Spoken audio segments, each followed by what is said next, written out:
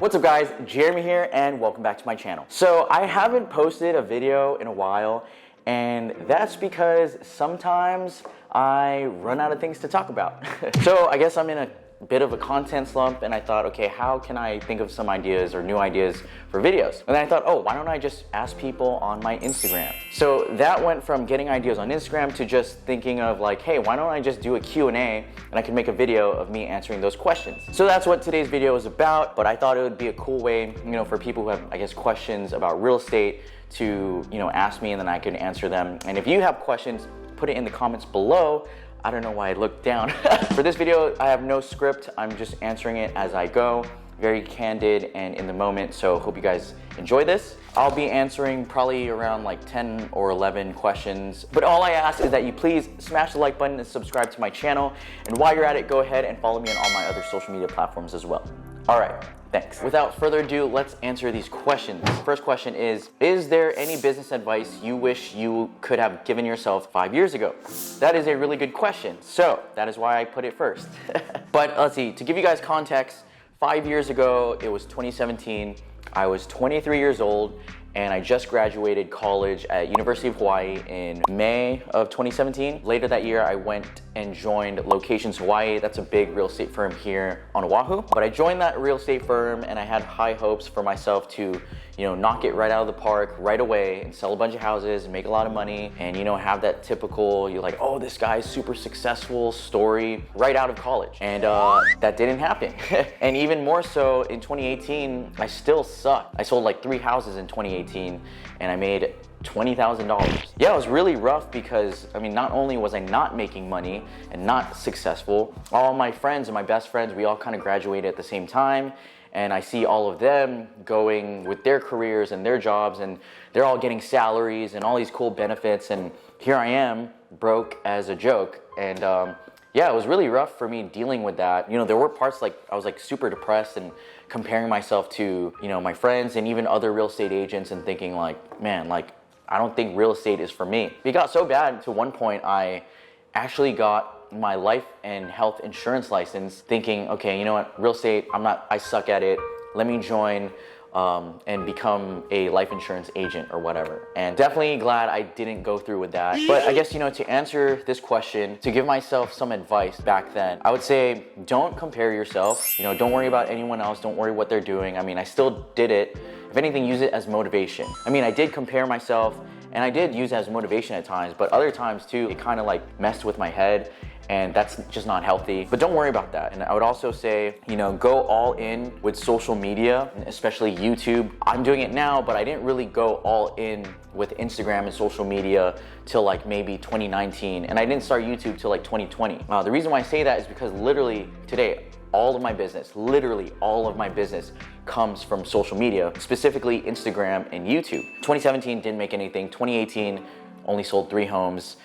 For you guys that know my story, in 2020, 2019 went crazy. I sold 17 homes. I made 6 figures for the first time.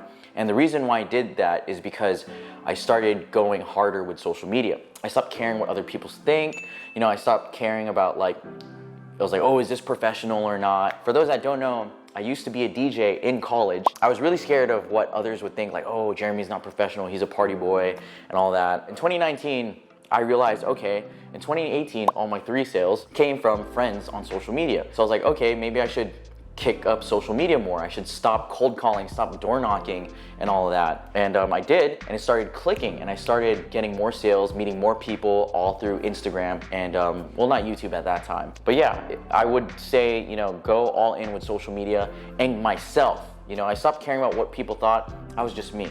I was just behaving like how I behave on social media, which is, of course, real estate. I talk about real estate a lot, but I'm also, partying, hanging out with my friends, going to music festivals, and just doing what I love doing. And I just don't care what other people think.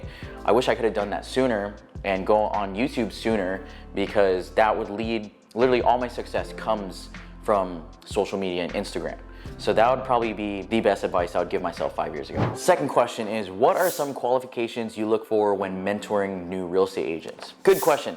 So I'm not looking for any new real estate agents to mentor. I don't really mentor people. The only agents I mentor are the 2 agents on my team, which are my boys, Vincent and Jay. Here's a picture of them right here. Cool guys, yes. The reason why I took them in, I'm mentoring them, is they're on my team. And during the pandemic, well, they weren't really doing anything. And they figured, okay, how can I improve my life? How can I level up in life? They're asking me about real estate. I was like, yeah, dude, like get your real estate license. I'll gladly take you under my wing. Again, they're my best friends. I've known Vince since like high school days. I've known Jay since like maybe 2015, 2016, out of college, and we've just been, I guess, party buddies, but we've all been getting close in like the same circle of friends. So I said, yeah, come on guys, get your real estate license, join me and I'll show you the ropes. But what I do look for in them, which if I were to take other new real estate agents, they showed me that they were hungry, that they wanted to try something new, which was real estate, and that they were willing to do whatever it takes in order to be successful. They're willing to do the hard stuff. They're willing to do the stuff that most people aren't willing to do. And that's kind of how I've been coaching them and mentoring them.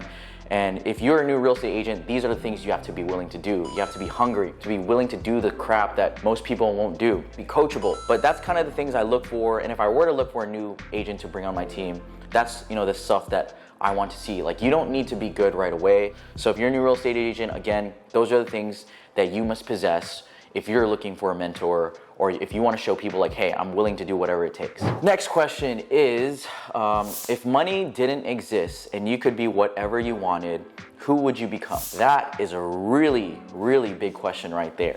So as I said earlier, I was a DJ. I'll put some pictures over here of me DJing in the past. Yeah, I would probably be a DJ. Like music, I love music. Like I grew up in high school, I was in a rock band, I wanted to be a famous rock star. When college came, I fell in love with EDM music and I became a DJ. And I just really find it so fun to perform in front of a large crowd and get the crowd going and all this energy. It's sad to say that, if money didn't exist, would you do this? Which, therefore infers that I chose real estate over music, but I mean, that's exactly it. If I'm being 100% real, I was tired of being broke, straight out of college. I needed to do something to make money, and I was willing to do whatever it takes in order to be successful, make money. But I mean, it is what it is, if you're starving, if you're broke, you have to do whatever it takes. And for me, that was real estate. And I had fun with real estate once I started making a lot of money and I started making sales. Especially now that I'm getting into investing, the more money and wealth I can generate, the more things I can do. But before all that, as a DJ, I was really, seriously pursuing that. I was performing here in Hawaii at a bunch of festivals and raves in the clubs. I opened for people like Blau, for Nightmare, for Arm & Hammer. The shows that I was playing, they were pretty lit and I had a lot of fun. But again, it wasn't really making any money. But if money didn't exist, I would definitely do that. I would try to become, seriously pursue a DJ career, travel the world, play festivals, play in front of huge crowds, and just have a bunch of fun because I just love music. That's the answer to your question. All right, real estate question here is, when you're planning to put a 20% down payment, what amount should you keep in your account to not feel like you're living paycheck to paycheck? Okay, so when you're buying a house, I'm assuming you're buying this as your primary residence, not for a flip or anything. But if you're putting down 20% down, first of all, you should try to see if you could put less. I believe when you're buying your primary, you should try to put less than that. The reason is because you want more money in your pocket, and if you don't have to put 20% down, I believe that you shouldn't, especially here in Hawaii where, real estate prices of condos and single family homes are so damn expensive, and I feel like people think you have to put 20% down, and I feel like depending on some people in their careers, it could take 5 years to save for 20%, and by the time you save that 20%, 5 years later, real estate prices just go way up and you're already back to square one, saving more for that house that you wanted because it's $100,000, $200,000 more. But that's the first thing. Second thing is, if you buy a house 20% down, 5% down, whatever, you should have at least 6 months of your mortgage and bills and utilities saved up before you buy a home. That way you don't feel like you're living paycheck to paycheck. The reason is because happens, so you want to save for a rainy day, but 6 months is the rule for if you have a W-2, a salary or whatever. But if you're someone who makes money and your paychecks are sporadic, like a real estate agent, we don't have salaries, we only make money on commissions. Same thing with flippers. You only make money when you flip a house, and that could be once every 6 months or maybe once every 3 months, or you never know. But if you're in that kind of career where your paychecks are not consistent, I say save at least for 1 year. You know, if you're a W-2 and your mortgage and all that utilities equal to $2,000, have at least $12,000 in your bank account. And if you're, I guess, you know, a real estate agent, whatever, you know, have at least $24,000 saved. All right, next question is, do a mukbang video except take shots of alcohol. All right, let's do it. All right, here we are with the shots and the alcohol. We're actually drinking some really freaking expensive tequila right here. This is Don Julio Real. The reason why we're drinking this, I only drink this on special occasions, like when I flip a house and I make a lot of money. But this is the only form of alcohol I have in my house right now, and I don't want to like do this video another time. So we're gonna do it. Super smooth. You don't even need a chaser. But anyway, here is taking a shot. I don't know why, but that was a lot rougher than I thought. I think it's just because it's morning right now, but. Well, there you go. That is your mukbang video for taking shots. Whew, okay, I'm feeling good now. Next question is, aside from real estate, what other aspirations do you have and are you looking to pursue? This is a really great question. Honestly, right now, all I'm looking for and all I'm trying to do, all my focus is on real estate. More specifically, right now, I'm like flipping homes, and eventually with all the profit I make this year, I'm planning to make a lot of money, but I don't want to keep flipping homes. I want to put those profits into rentals so I can start generating passive income. The reason for that is just, you know, like, I feel like that's how you create wealth, you know? It's like not making a lot of money, but investing into things that, you know, make you passive income so you have more time. But more specifically, if it's like, you know, anything that I'm pursuing is this year is that I'm trying to travel a lot more. I'm making a lot more money, so I have the means to travel more and more comfortably. Specifically when traveling, I do usually two things now. It's just one, either to relax. Like I mentioned earlier, I went to Cancun with my girlfriend, relaxed the whole time, and it was so cheap too. You know, like Hawaii is awesome. Hawaii is paradise. I love Hawaii, but Cancun is like another paradise, and it's way more cheaper than Hawaii. Damn, this shot got me talking now. It's one thing that I'm always thinking about while I'm traveling, you know, I'm going to these nice places or having fun, is I'm thinking like, okay, with all the money I'm making, how much do I need to make? How successful do I need to be in order to bring my friends and family here? You know, for me, like, I'm trying to do all this flipping, investing, because of course for money, but it's not really the money that I'm looking for. It's the time, as I mentioned before. Like, I want to have free time. That's why I'm investing into real estate rentals. But when I'm traveling, I feel like I would have made it. Like, when I know I made it is when I've created enough passive income, enough wealth, enough, you know, money to be able to go on these extravagant trips and, you know, relax and have so much fun in like a 5-star fashion with my friends and family. I want to be able to bring my friends and family to these trips to relax, to have fun. And when I can do that, when I have enough wealth, enough passive income to be able to do that without even like flinching or even like worrying about the price, that's when I know I've made it. And I'm looking to pursue, I mean, aside from real estate, right now is all real estate, but that's my aspirations for now. All right, next question is advice for first-time home buyers in Hawaii. Good question. I'm just gonna, you know, answer it like not just Hawaii, but advice for first-time home buyers in general. Right now, with the real estate market, for buyers, it's really rough out there, but for sellers, like, it's pretty freaking awesome. The reason why that is because right now in a real estate market, there is low supply because not that many people want to buy or want to sell their home because we're in the middle of a pandemic and not that many people want to bring, you know, strangers into their house and sell their home. And most of them don't really need to sell their home. And on the flip side, there's lots of demand for real estate right now because still, even though the Fed, you know, raised interest rates, it is still historically relatively really low compared to how it was in like 2011, 2010, 2012. But yeah, like that's the reason why this real estate market is so rough right now, is that everyone wants to buy and there's not enough inventory. So when, you know, a hot, nice listing comes on the market, all these buyers flood to it. And usually when that happens, there's a bidding war. And, you know, for people who are like first-time home buyers, not that, you know, wealthy or rich, they're getting bid out by all these people with money. So my advice for you guys, first-time home buyers, is, you know, be patient, be willing to trust your real estate agent. Well, I once had a client that was beaten out 12 times. And on the 13th time, we finally got it. Be prepared to I guess, overbid, especially if the home is on the market. But you just have to be patient, just keep looking for the right home. If anything, try to ask your realtor to look for off-market deals. Off-market deals are the best deals right now. Me as a flipper, I'm looking for off-market deals. I don't even bother with MLS deals because of what's gonna happen. You're gonna have to overbid and overpay.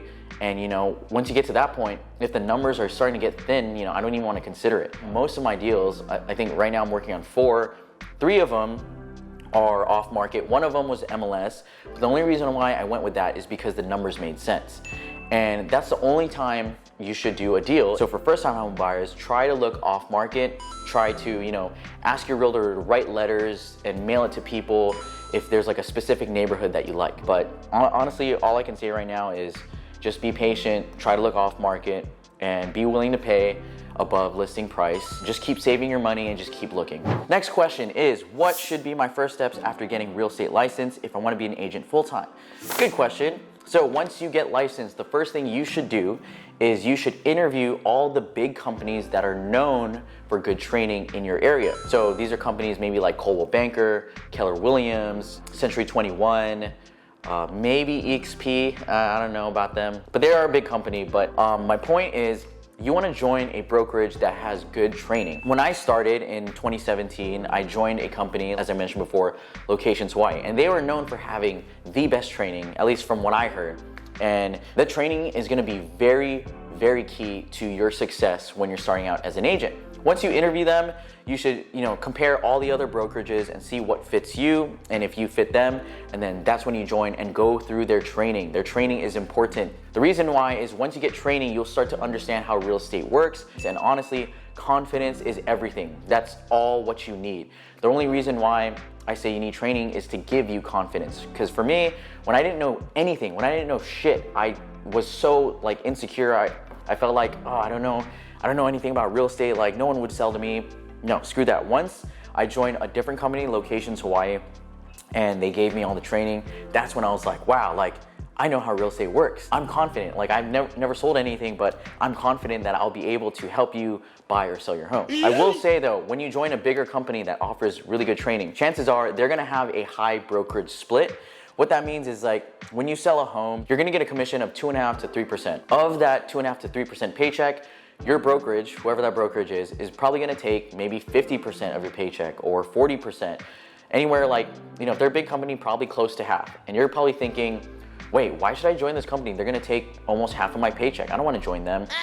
Yes, you should still join them, because even though you're thinking about the paycheck and the split, if you go to a small company, chances are they won't offer you really good training. And even though they have a smaller cut, maybe they'll take 20% or 10%, you're not gonna get that training. And as I said before, that training is very key to your success, because that training is gonna give you the skill set to make sales. If you don't have that training, you don't have the skill set, you can't make sales. And if you just think about it, it's just, 50% or 60% of something is better than 90% of nothing. And when you join a bigger company, you'll be able to understand the business, see how other agents do their business, because everyone's different. You see what works for different people. And 2 is that you get to network with all those agents. And networking with these agents are gonna be key to your success as an agent down the road when you're making all these sales. It is important to know other agents, because if they know you and you're submitting an offer on their listing that's getting 10 other offers, maybe they go with your offer because they know you and they know you can close and that you're good at working with them. And then the last thing that you should do, shameless plug here, is that you should buy my Real Estate Agent Rockstar Academy. This is a real estate course, an online course that I made probably early last year. I made this specifically for new and aspiring agents to help get their business from the ground up. Not only that, but also build and scale their brand, because you're not just an agent, you're a brand. And the key to getting a, business by referral is to building your brand. All right, next question is in depth.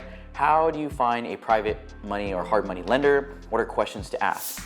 Good question. So hard money, private money, if you don't know what those are, I'm gonna put a link to the video that I made about this in the description below. This video is what I'm talking about. In there, I describe what are hard money and what are private money lenders. But to answer your question, to find hard money lenders, super easy. Just Google hard money lenders in your area. You can find national hard money lenders or local hard money lenders, but literally they're always dying to fund deals. As long as the deal is good, they're going to fund it. But what's hard is finding private money lenders.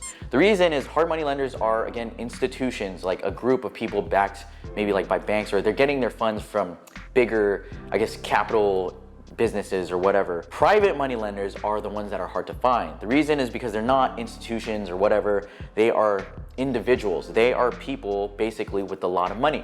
Rich people. How I found mines are basically just going to meetups, asking other investors, going to networking events, and just asking around.